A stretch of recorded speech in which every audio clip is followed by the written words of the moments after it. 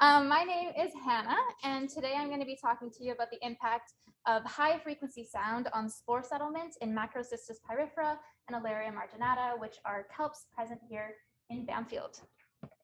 Before I start, I want to ask you guys a question. Have you ever experienced absolute silence? No background noise, no distant ringing, just silence. Most people are shaking their heads, and that's because absolute silence does not exist anywhere on Earth. And that means that sound is very important in many different ecosystems. For example, in the ocean. So as we know, large charismatic mammals and fish in the ocean are studied a lot, and they use sound to communicate with each other, to find suitable mating places, to feed, and things like that. But there's not a lot of research on how sound impacts smaller, less charismatic, to some, organisms in the ocean. Another way that organisms can use sound is in settlement. For example, coral larvae will use sound waves produced by organisms on the coral reef to find proper places to settle. And these are mostly from fish and crustaceans on the reef. Interestingly, algae is also contributing to the soundscape of the coral reef.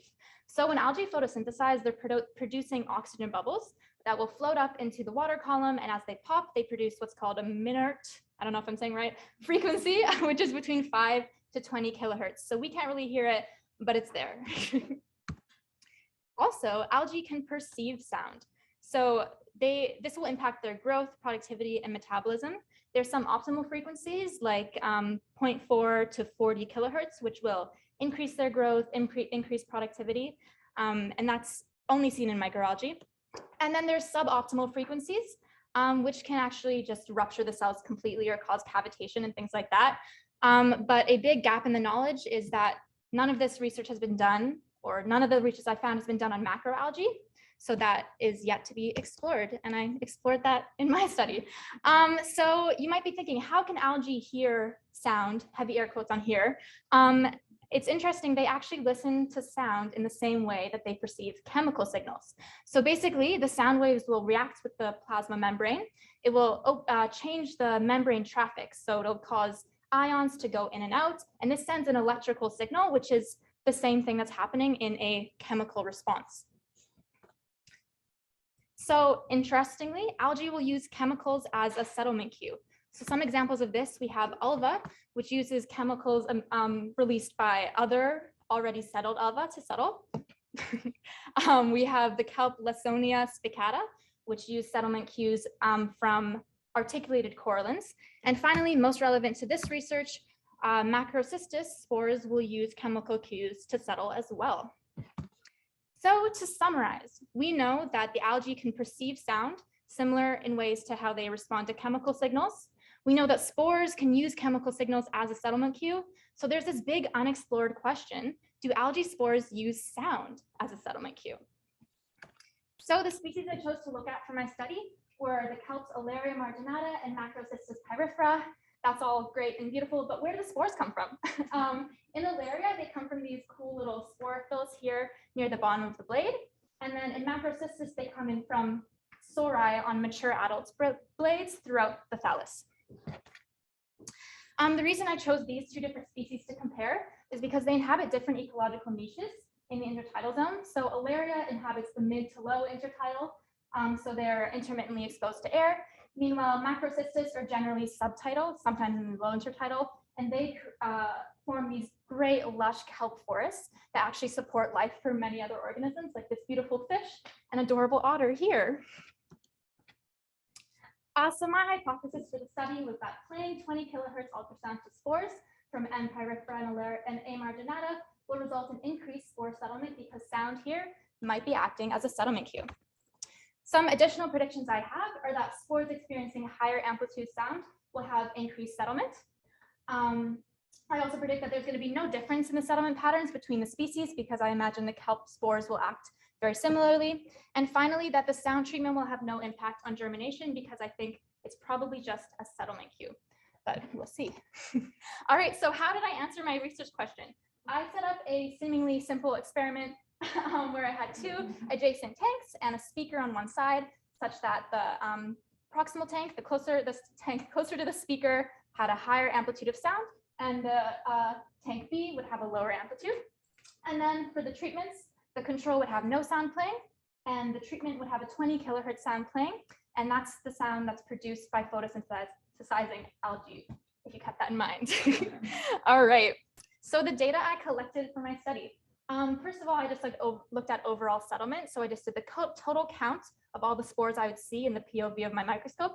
I would take 5 different images per slide. I had 4 slides per tank, etc. I tried to get as much data as I could. I also looked at germination. So if you can see, those little tails are just germinating spores, which is really cool. And I didn't anticipate that happening, so this is kind of an afterthought. But I could see how sounds impacted germination too. And then finally, settlement between tanks to look at the difference reaction to amplitude.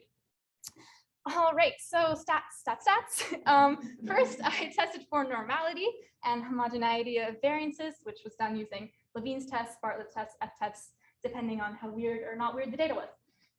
For normal distributions, I used linear models to test for significant differences between the treatments, and then gamma models were used when the distributions were a bit funky. My explanatory variables happen to both be categorical, which is super cool. The treatment versus the sound was 1, and then we have tanks, close versus far.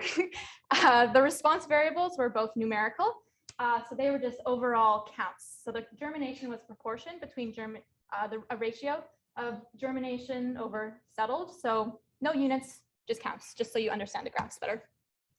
All right, results, I can swim. All right, so immediately you can see that there are some interesting patterns. So just to situate your brains, each different graph is a different trial. This is all Alaria.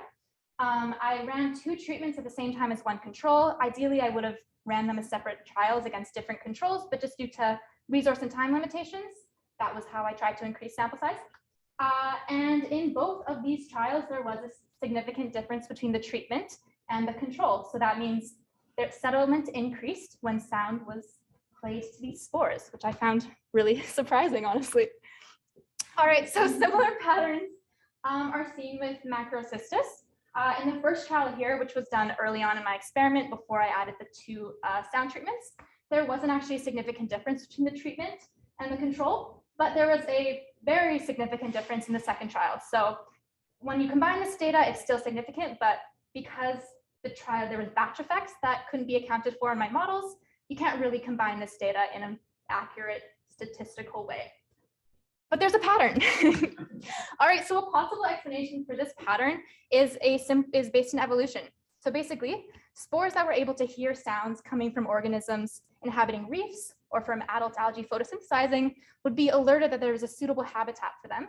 They would swim down and they'd have increased survival and reproductive rates, and this would be selected for over evolutionary time. Now, when looking at species comparison, immediately you can see that my prediction was wrong. The different species reacted differently to sound.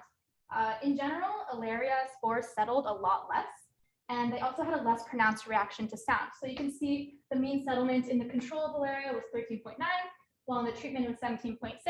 And although these numbers are really close together, they were significantly different, which I found cool. And then in Macrocystis, the sound treatment had a much more pronounced effect with about double the count, which is also interesting. Again, just caveat, a limitation to this is the different trials which are combined in these graphs were ran for slightly different times just because of the logistics of my experiment. And that's why I'm not reporting p-values here. Okay, so why would Alaria not utilize sound as much? So going back to those cool sporophylls that Alaria have, those wings, those are really close to the substrate to begin with. So when they release their spores, the spores don't really have to swim far to get somewhere where they can survive. So it would make sense that they would have a less pronounced reaction to sound. Macrocystis, on the other hand, can grow as tall as 50 meters. So if the spores are released from the sori earlier on than reaching the ground, they'll have to travel a much further distance, and it would make sense for them to use sound as a cue, or else they would get swept away by the current too quickly. Okay, now to address my other predictions about germination and amplitude, just real quick, you can see this is a mess. Nothing is real. Everything's confusing. The different colors are representing different trials. Interestingly, there was some significance, but in a very surprising way. So it seemed that in the control for these 2 trials, but not all trials, there was more germination, which seems to be counter to the literature, which says that optimal frequencies will increase growth in single-celled organisms. Kelp isn't single-celled though, but the spores are. Okay. So because there's not that much significance, we can't really make any conclusions here. Similar with the difference between tanks, all of these, nope, I thought there were p-values. Okay. All of these trials were actually significant, but there was only 1 trial in Alaria and 1 trial in Macro that had this significance. So interestingly, in all of the treatments and controls, the tank that was further away from the speaker, regardless if the speaker is playing sound or not, would have higher settlement. I can't really rationalize this in terms of amplitude of sound because obviously in the control, there was no sound. So something funky was going on with the tanks, and that just requires some further research, and it's super interesting to me. Overall, just to go back to my predictions, there was not increased settlement with higher amplitude. It was actually the opposite, which could make sense because that would mean spores would have a really acute reaction to quieter sounds. So further up in the water column, they could be like, oh, there it is, and swim down. But again, the controls had the same response, so I can't make that claim. And then finally, the impact on germination was not pronounced enough to make any conclusions. So why is all of this important? In context of increased noise pollution from human activity, it's important to understand how sound impacts all organisms in the ocean.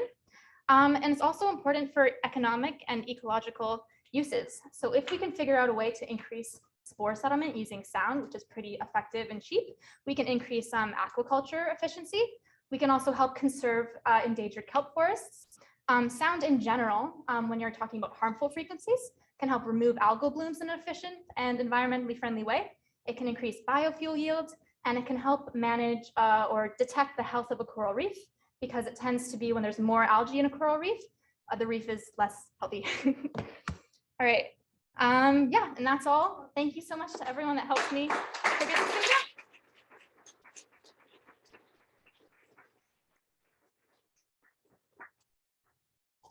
Any questions? Yes, Gabrielle. I think this is just me not understanding, but how do you decipher what was spore settlement versus just a spore maybe like died and then Yeah, well, that's a really good question. In my metadata, I showed examples of this, but basically, if a spore was still swimming, it was kind of shaped like an almond. If it was settled, it was still green and shaped like a circle. And if it was dead, it was kind of like clumpy. It looked empty. There was no pigment. So I kind of just used my eyes the best I could to differentiate. Thanks for that question. Yeah, John. I don't know if you looked at this at all, but like, do you think the direction of where sound was coming from in your treatments could have had an effect at all? Yeah, I think it could explain the difference between the tanks, because there seemed to be more settlement, right, in the further tanks. So maybe the waves were just like pushing spores. That's possible, but again, the controls had the same effect, so I don't really know. But the waves weren't visible to my eye, so I don't think they would have impacted it that much. Andrew. Did you run into any problems controlling for like other sounds going on, like when you were running your experiments, whether it like sounds in the lab? Yeah. The lab was very loud, as labs are, but I just made sure I ran the controls and treatments with the same spore batch and in the same room, just far enough apart where it wasn't detecting the frequency. And then I had a big sign on the door that said, like, do not speak if you enter this room. Yeah, Siobhan. Siobhan collected my kelp, by the way. Thank you, Siobhan. You mentioned some of the ecological differences. In my experience, Alaria is much closer to the surface, it's incredibly waste-fat areas, and therefore perhaps noisier. Oh, that's interesting. But to me, noisier environment. Yeah. I think that might speak to the differences. I mean, macro does grow in areas like that. Yeah. But also this macro that I got was in a much calmer, deeper. Yeah, kelp forests usually don't have as much current, right? Because it's protected by the kelp themselves. Yeah. Yeah, well, I actually didn't consider that, but that's a great point. Like, Alaria might have a less need to decipher sound because there's so much sound in the environment that it wouldn't really help them. Or I think the main reason is their sporophylls are so close to the substrate to begin with. But I think that could be a really interesting thing to look into. I would love for future research to look at different frequencies or to combine frequencies. Some other studies made like little music tracks to play to algae. So they basically like named the songs like Blues for L, Louise in the Field. It was like really funny and cute, and they actually grew in response to these music tracks. Yeah, I think we have one more question. Sorry, I forgot He's a celebrity. So very interesting, actually. And so I'm wondering two things. One is, I know you didn't do a time value on it, but would it be possible that the diurnal effect of light and reproduction could have effect that if you had consistent sound at 20 hertz all the time, it becomes white noise, and some of that might have affected your experiment? Interesting. Okay, well, in terms of light, I'm glad you asked that because I actually like blacked out the tanks during the settlement so that they wouldn't react to light, like swim towards light or germinate differently because of it. Yeah, the second half of your question, what was it about? Pulsing versus consistent. So like they it just like becomes won't white react to noise the. for the species. Interesting. I didn't consider that. I'm not like a physicist, so that would be super cool to think about in future research. Yeah, thanks for bringing that up. I'll look into that for sure. Awesome. Thank you.